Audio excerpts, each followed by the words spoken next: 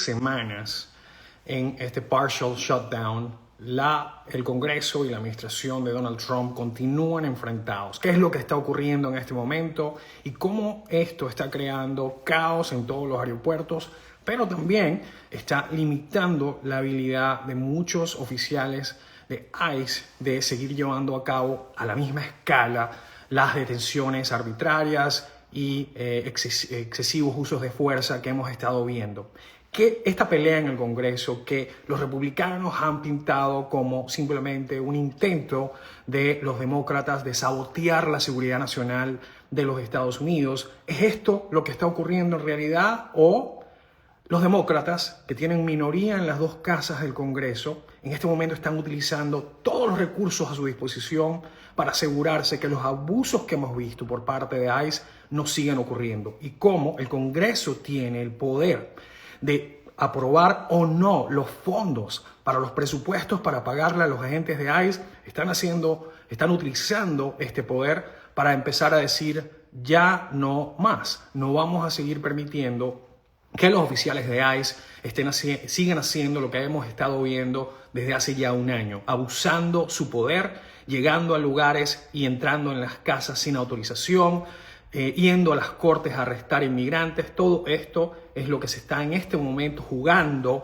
en el Congreso, y es por eso que estamos viendo este impasse que ya tiene 7 semanas. Entonces, ¿qué es lo que esperamos que salga de todo esto? Los republicanos están tratando de encontrar un método de todavía poder crear o pasar al presupuesto sin la necesidad del apoyo de los demócratas. Esto muy probablemente va a violar las leyes del Congreso o las regulaciones del Congreso en términos de cómo se votan los presupuestos. Así que lo más seguro es que sigamos en esta especie de impasse. El presidente Trump hace una semana dio el consentimiento para que se utilizara fondos que tiene disponible el Ejecutivo para, de manera como emergencia, pagarle a los oficiales de TSA en los aeropuertos. Sin embargo, esta medida de poder utilizar dinero del Ejecutivo no es necesariamente algo que el Congreso ve con buenos ojos, ni que la jurisprudencia aprueba. Así que vamos a ver exactamente cómo puede seguir Donald Trump fundando las operaciones de ICE sin un apoyo del Congreso, especialmente cuando nos damos cuenta que en noviembre tendremos elecciones, y basado por lo menos en lo que hemos estado viendo, es muy poco probable que los republicanos mantengan el control de las cámaras de diputados y del Senado. Así que vamos a ver cómo se desarrolla esto. Les habla Juan Antonio Lozada en otra edición de Cafecito Migratorio, porque tu futuro en los Estados Unidos comienza aquí, empoderándote con conocimiento. Vamos a hablar de las otras noticias que estamos viendo. Los cambios del gobierno a las visas de trabajo están complicando a muchos profesionales la vida aquí en los Estados Unidos. Sabemos que hoy por hoy las visas H1B, que eran una de las visas más comunes que se utilizaban los empleadores para poder mantener talento universitario, talento que tenían los conocimientos técnicos y la educación. Ahora estamos viendo que solamente aquellos puestos de trabajo que dan salarios bastante elevados son los que en este momento están siendo aprobados. La mayoría de los salarios que estén por debajo de los $100,000 están en este momento siendo cuestionados, muchas veces se reciben RFEs. Así que esto es una de las muchas cosas que han cambiado durante la administración de Trump. Sabemos que en algunos casos se está pidiendo $100,000 para poder sacar o aspirar a una visa H1B. Esto no es cierto en todas las ocasiones. Por ejemplo, si usted se gradúa de una universidad estadounidense, muchas veces usted está exento. Si usted está haciendo OPT, después de eso pasa a la H, usted no tiene que pagar los $100,000. Sin embargo, para muchos que se acaban de graduar, no es fácil conseguir trabajos que paguen la cantidad de dinero que en este momento está exigiendo el gobierno federal para poder aprobar algunas de estas visas. Así que es bien importante que le sigamos dando seguimiento a esto. En varios estados estamos viendo demandas retando estas estrategias de inmigración de ICE, de forzar su entrada en casas de inmigrantes sin ningún tipo de orden de cateo. Ya hay varias demandas que han llevado a cabo organizaciones de litigio estratégico que pudieran ponerle un freno a las prácticas abusivas que hemos visto por parte de ICE. También agencias de seguridad estatal de todos los estados de Estados Unidos se reúnen para proponer ciertas guiaturas que puedan controlar la conducta de todos los miembros de las fuerzas de seguridad, sean de estado o sean federales, para restaurar la confianza de la población en las fuerzas de seguridad después de todos los abusos que hemos visto por parte de muchas agencias, incluyendo agencias estatales, porque no solamente estamos viendo abusos por parte de ICE, pero también estamos viendo abusos por parte de algunas de las agencias de policías que están trabajando de mano en mano con las agencias migratorias federales. Estas también están perdiendo la confianza de la comunidad, porque la comunidad está empezando a ver con bastante sospecha las tácticas utilizadas. Así que vamos a ver qué pasa. A pesar de que se ha señalado que habrá un cambio en los métodos utilizados por ICE y los arrestos de ICE, todavía estamos viendo a muchísimas personas, muchísimos inmigrantes siendo arrestados a pesar de no tener un récord criminal. Esto no ha cambiado a pesar de que se ha dicho una y otra vez que a partir de la destitución de Kristi Noem, de la destitución de Bovino, que estaba en la Guardia Fronteriza, que llevó a cabo, lideró varios de las redadas en ciudades grandes como Chicago y Minneapolis, y que dio como resultado muertes de varias personas, incluyendo ciudadanos americanos. Todavía no hemos visto un cambio drástico en las prácticas de inmigración. Así que esto es algo que tenemos. En otras noticias siguen los problemas en los centros de detención. Esta vez una niña de 3 años que entró sin acompañamiento a los Estados Unidos, y como parte de esta nueva política del señor Trump, autoamarte. Juan, mi hijo con TPS aprobado. Ok, ya vamos a responder eso, disculpe. Pero les estaba hablando de esta familia que denuncia que una niña de 3 años fue abusada, sufrió abuso sexual durante meses bajo custodia federal. Otra de las niñas que estaba detenida, que era más grande que esta niña, empezó a abusar sexualmente de la menor de 3 años, hasta que finalmente uno de los trabajadores de este centro donde mantenían a varios de estos niños no acompañados, entendamos que a partir de que la administración de Donald Trump entró en vigor, empezaron a extender el tiempo y a dificultar la reunificación familiar de estos niños que entraban por frontera no acompañados. Antes se trataba de reunificar a los niños con sus padres biológicos lo antes posible. En este caso, esta niña tiene un papá que es residente permanente, que se le negó acceso a la niña cuando empezaron a investigar el abuso sexual de la niña. Simplemente a él se le mantuvo, a pesar de repetidas peticiones de información acerca de su hija, se le mantuvo al margen de la investigación, no se le pidió permiso para llevar a cabo los exámenes forenses que eran parte de la investigación. Entonces, de verdad estamos viendo que continúan las violaciones sistemáticas de los derechos de los niños, de los derechos de los inmigrantes, de los derechos de los padres de estos niños y estas niñas, que siguen sufriendo en manos de un sistema que se ha vuelto cada día menos humano y cada día más problemático. Esto va a desatar demandas por los próximos años esto es simplemente sin precedente. Nunca hemos visto una administración que pareciera importarle tan poco mantener niveles básicos de humanidad en sus centros de detención,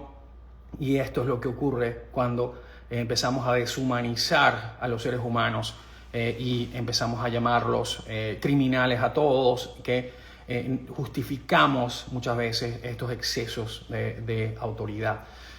Tengo varias preguntas acá que quedaron de los cafecitos pasados. El primero, abogado, hable de la pausa de UCI para los países. Es demasiado tiempo y aún no se levantan. Lamentablemente no tenemos todavía, a pesar de anuncios extraoficiales la semana pasada, no tenemos todavía una fecha donde creemos o sabemos a ciencia cierta cuándo van a levantar estas restricciones que no permiten la adjudicación de ningún tipo de visa a ciudadanos de varios países. Así que vamos a tener que seguir esperando. Buenas tardes, ¿qué puedo hacer si salí de Estados Unidos a finales del 2023? Tenía TPS, pero mi visa de turista se venció y también eliminaron el TPS. ¿Qué opción de visa serían buenas para mí? Tendríamos que revisar cuánto tiempo te quedaste en los Estados Unidos, cómo entraste, bajo qué condiciones saliste. Hay un montón de cosas ahí que tenemos que ver, pero si eres de qué país eres ciudadano, te recomiendo que hagas una cita para que podamos conversar, porque hay mucha información acá que necesito que me des para poder responder tu pregunta.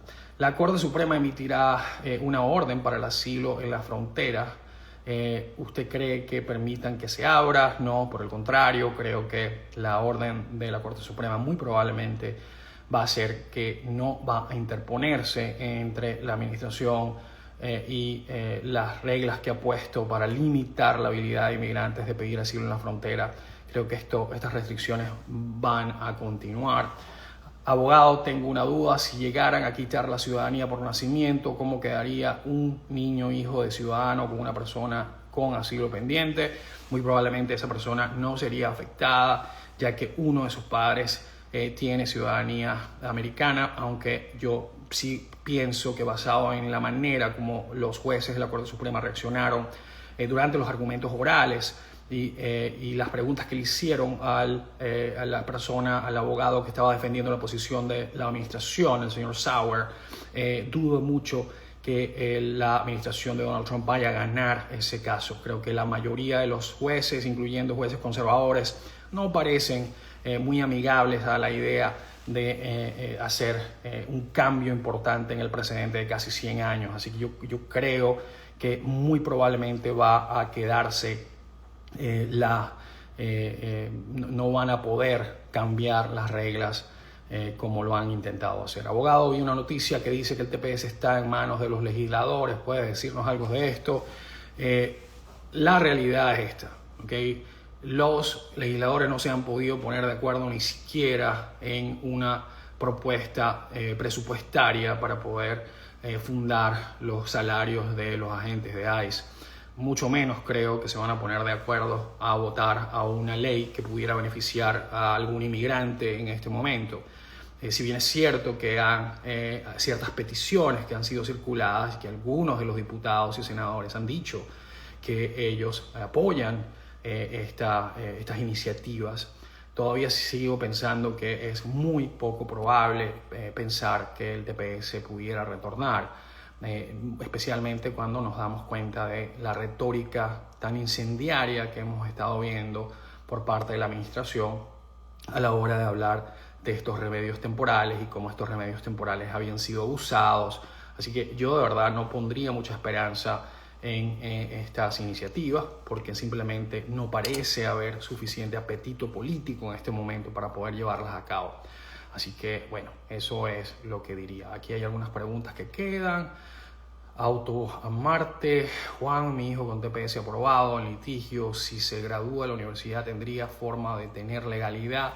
Depende de cómo entró, depende de si entró con una visa y metió el TPS antes de que se le venciera la I-94. Puede ser que haya alguna posibilidad de si el empleador de él, una vez que se gradúe, y quiere pedirlo con una visa H, esto podría ayudar, pero tendría que salir de los Estados Unidos sí o sí, y no puede salir de los Estados Unidos hasta que no hable con un abogado y no verifiquemos que él no ha pasado más de 6 meses fuera de estatus, porque si sale y tiene más de 6 meses fuera de estatus, esto podría afectar y de alguna manera crear una barrera de 3 o 10 años. El castigo de los 3 y 10 años se activaría dependiendo de cuánto tiempo pudo haber estado sin estatus. Y como la determinación de si estuvo o no estuvo sin estatus es un poquito más complicada de lo que la gente piensa, es mejor que hables con un abogado para que podamos hacer el análisis completo, ¿ok? Porque no me gustaría que salieras y no tener suficiente información para responderte y de repente tu hijo termine en una situación peor de la que está. La violación del debido proceso, por eso es importante leer Justicia en Juicio. El libro de Juan, gracias mi amor. Y el guerrero, yo tengo 6 años aquí, entré con visa, ¿qué puedo hacer?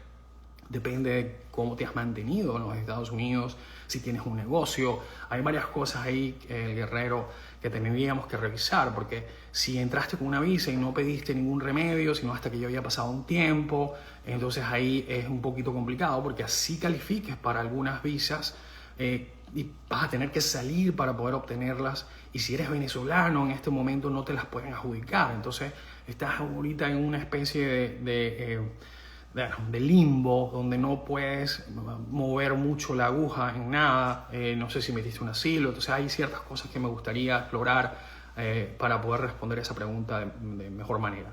Pedro Aguilar, saludos muy cordiales, soy Pedro Aguilar, voy a tramitar el AEB2 por interés nacional. Existe otra vía más rápida para residir y trabajar legalmente en Estados Unidos, pero de nuevo, la EB2 en NIW es una vía bastante buena, pero depende mucho de tus calificaciones, de que tengas, en algunas instancias piden una maestría, en otras por lo menos 8 años de experiencia después de que te hayas graduado.